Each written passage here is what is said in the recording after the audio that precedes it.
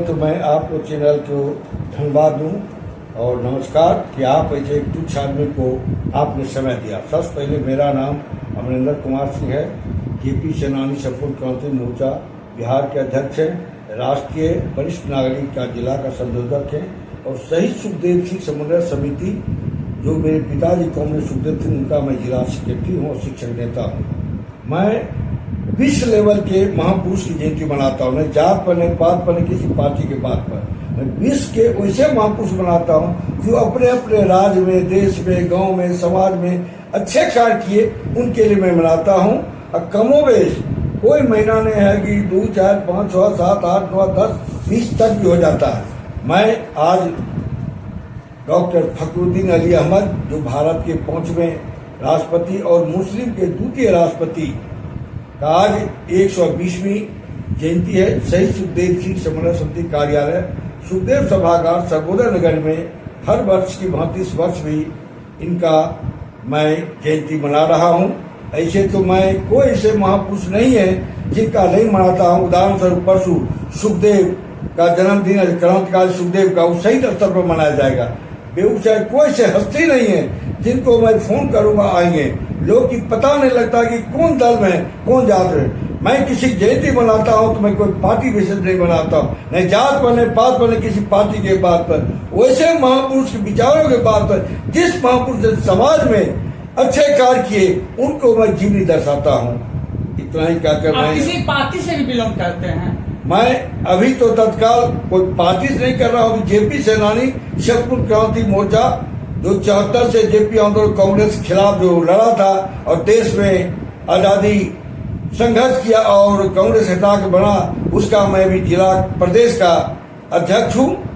और जेपी सेनानी का भी आंदोलन है, जैसे पटना में 25 तारीख के आपको वहां भी प्रोग्राम किया था, क्योंकि वरिष्ठ नागरिक सुरक्षा संघ के नाते और भी बीच में मैं टेकअप करता हूं कि बिहार में सिर्फ वृद्धा पेंशन, विकलांग पेंशन 400 रुपया है।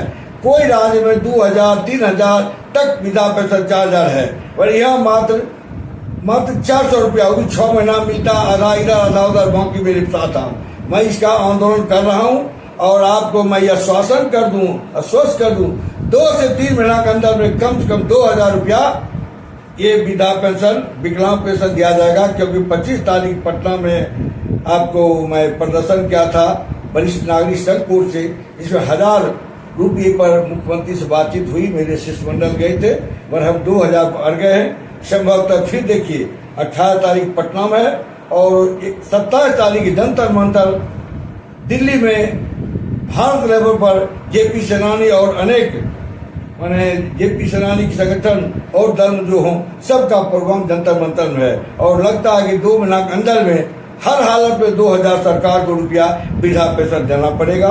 और जेपी सेनानी जो अंडरग्राउंड है, जो ओवरग्राउंड थे, जो मिशान जेल में बंद थे, उनको बिहार में 15,000, कोई राज्य में 20,000, कोई राज्य में 25,000, कोई राज्य में 30,000, प्रधानमंत्री क्षेत्र में 30,000 है, कहीं 20,000 के 15,000। मेरा कहना जेपी आंदोलन भारत में हुआ, सिर्फ एक संविधान, एक कानून, एक पेंशन।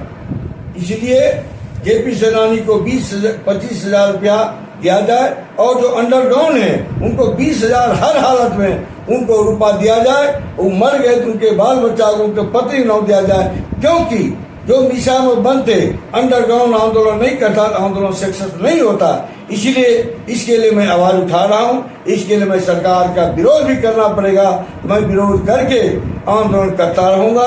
इसे जेल से मुझे डर नहीं है। मैं 74 से जेपी आंदोलन से जुड़ा हूँ और अभी तक जेल भी गए हैं। जेल तो नहीं गए, इसलिए थाना जाते, थाना घूर जाते थे, क्योंकि मेरे पिताजी कांग्रेस सुखदेव सिंह मिशा बंद थे। उस समय परिस्थिति बड़ा बुरा था, इसलिए मैं अंडरग्राउंड रहता था, आंदोलन करते थे, थाना जाते थे, जेल जाने वक्त तो एक सड़क क्या भाग जाते थे। वर्तमान में जो देश में जो परिस्थिति है उस पर क्या कहना चाहेंगे? ये परिस्थिति देखिए, इसमें क्या कहेंगे, इसमें अभी कुछ नहीं बने। ये नहीं जात पर नहीं, पात पर नहीं, कुछ नहीं। ये चुनावी माहौल है। ये आतंकवादी के आतंकवादी चुन चुन मारे। यहाँ पाकिस्तान और इंडिया क्या सवाल है? ये खुशी हुआ कि इंडिया ने आतंकवादी को चुन चुन मारा। आज भी हम सुने कि हमारे इंडिया के प्रधानमंत्री ने कहा कि मैं आतंकवादी मारा हूं, इसके लिए मैं उनको इसके लिए शुक्रगुजार हूं, धन्यवाद देता हूं। युद्ध विराम का घोषणा अमेरिका के राष्ट्रपति ने किया, उस पर आप क्या कहना ये गलत हुआ, ये करना चाहिए। हमारे प्रधानमंत्री राष्ट्रपति हैं और तो बात करते हैं उसका महत्व था। ये तो हुआ कि पाकिस्तान ने अमेरिका ने इनको फोन किया और ये विराम कर दिया। हम विराम करना चाहिए, हर हालत में दोस्ती करना चाहिए। कोई दुश्मनी आतंकवादी के खिलाफ था मगर करना चाहिए, मगर ये पाकिस्तान करने पर किए। हमारे देश भारत विश्व में एक अलग संगठन है, 3 महापुरुष जैसे कहते हैं अमेरिका, चीन, रूस, उस तरह भारत भी है।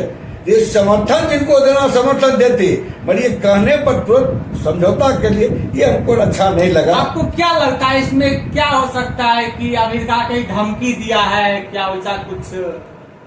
ये अभी तो कुछ नहीं कर सकते, देखते रहिए क्या होगा, उस सामने में है तो क्या होगा नहीं होगा वो आपके नजर पर है। ये हुआ, ये अच्छा नहीं हुआ, इतना ही कहेंगे। ये देश के लिए हमारे प्रधानमंत्री संघर्ष करते, वहां मैं हर वक्त इनके लिए साथ हूँ। मेरा जेपी सेनानी साथ है, इसमें कोई बुरा नहीं है। जो गलत करेगा आतंकवादी उसको खिलाफ करे, कोई देश का आतंकवादी हो, पाकिस्तान को, अमेरिका को, चीन को, कोई आतंकवादी उसको खिलाफ करेंगे। मैं भारत को, प्रधानमंत्री को मैं धन्यवाद दूं और उनके मैं इस कदम से मैं उनका साथ हूँ। मेरा एक ही नारा है, न जात पर न पात पर न किसी पार्टी के बात पर। मैं विश्व के महापुरुष जैसे अमेरिका के प्रथम राष्ट्रपति जॉर्ज वाशिंगटन हैं, कम्युनिस्ट के महान नेता, कम्युनिस्ट वाले की भी पता हो गई कम्युनिस्ट शब्द कौन लाया, कार्ल मार्क्स ने कम्युनिस्ट शब्द लाया और लेनिन ने धरती उतारा। हरि क्रांति माओ से तू ने किया और विश्व में दिखा दिया हरि क्रांति क्या चीज होता है। इसलिए मैं कौन देश है, कौन राष्ट्रपति है, मैं हर काम में मनाता हूँ। चीन के राष्ट्रपति है, भारत के राष्ट्रपति है, जनाब देखिए 19 तारीख है हो ची मिंह का है, अब 15 तारीख के सुखदेव का है, 22 तारीख के मदन मोहन मालवीय का है। विश्व में कौन नेता मरे या जन्मे, कम से कम 1000 ऐसे नेता है विश्व जो मेरे कंठस्थ है, सब जीवनी मेरे पास है। मैं किसी को मना देता हूँ, नहीं किसी को पूछता हूँ। मेरे एक सौभाग्य है इस कार्यक्रम में कोई पार्टी के नेता विधायक हम फोन करते आ जाते, उन्हें पूछते कि फलना पार्टी, जब हम कोई पार्टी नहीं, लोग पूछते वामपंथी विचार सब है। मेरे पिताजी वामपंथी थे, मार्क्सिस्ट कोऑर्डिनेशन बिहार में एक अलग रूपवास में चलाया, धनबाद में के एमपी थे, यहाँ सुखदेव बाबू थे, वहाँ से शुक्ला थे, अलग चलाते थे। यानी कि सब मिला के आप सर्वदलीय है। सर्वदलीय कोई पार्टी में भी नहीं है, मगर विरोध मैं किसी कर सकता हूँ, वो भाजपा हो, कांग्रेस हो, राजद हो, जो गलत करेगा मैं उसका विरोध करूंगा। आज इतने कहेंगे गलत का विरोध करना मतलब मेरा जन्म सिद्ध अधिकार है। आज से मैं 74 से आंदोलन कर रहा हूँ। आप पता लाए मेरे बारे में लोग कहेगा कि बहुत तेज है, मैं किसी को मैं मुंह पर जवाब देता हूँ, कोई रहते हैं वाजिब बात मैं किसी को बोल देता हूँ। दिन आज राष्ट्रपति कुछ आदमी कहे कि मियाँ मने वो, हम कहे नहीं, हिंदू मुस्लिम सिख ईसाई आपस में है, भाई भाई सब मिलकर अंग्रेजों को भगाई, सब मिलकर आजादी में हम भूमिका किया। आप क्या पता लगाए कि जितना हिंदू ने अंग्रेज भगाने में किया, उतना मुस्लिम ने अंग्रेज भगाने में भारत के साथ दिया।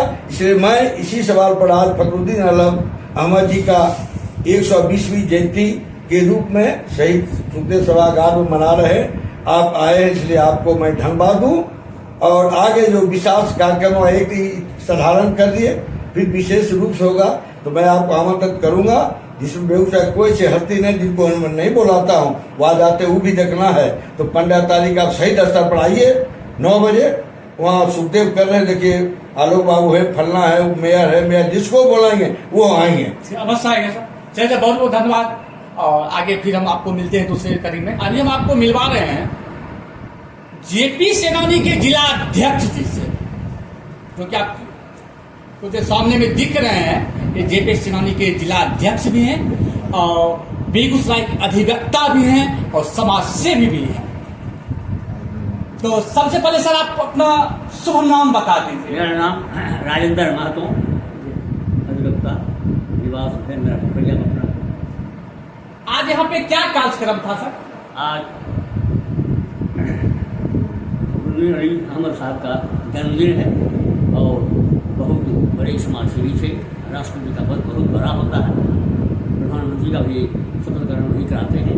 बहुत बड़े और भारत में जो हिंदू मुस्लिम का कोई भेदभाव नहीं रहा है, वे बहुत ही समाज सेवी थे और देश इमरजेंसी के हालत में उन्होंने ही घोषणा किया था। मैं अब उनका जन्मदिन पर अपने नाम पाठक के बहुत गौरवान्वित होता हूँ। उन्हीं शब्दों के साथ मैं उन्हें नाम ले इन शब्दों के साथ मैं नमन करता हूँ उनको। ये जो आप श्रद्धांजलि ये जो करते हैं, क्या इससे आगे युवाओं में क्या संदेश जाता है? युवाओं में जोश जाता है और युवाओं को भी प्रेरणा लेता है। इनके कार्यशैली से युवा प्रेरणा लेता है। अब युवाओं को कुछ दो शब्द कहें कुछ। युवाओं को सीख लेना चाहिए। जैसे फखरुद्दीन अली अहमद साहब को जात पात का भेदभाव नहीं था, उसी ढंग से युवाओं को उनसे प्रेरणा लेना चाहिए और बहुत बड़े विद्वान थे। युवाओं को उनके पथ पर आगे बढ़ना चाहिए और भेदभाव छोड़ करके राष्ट्र हित के लिए युवाओं को काम करना चाहिए। बहुत बहुत आभार आपका सर।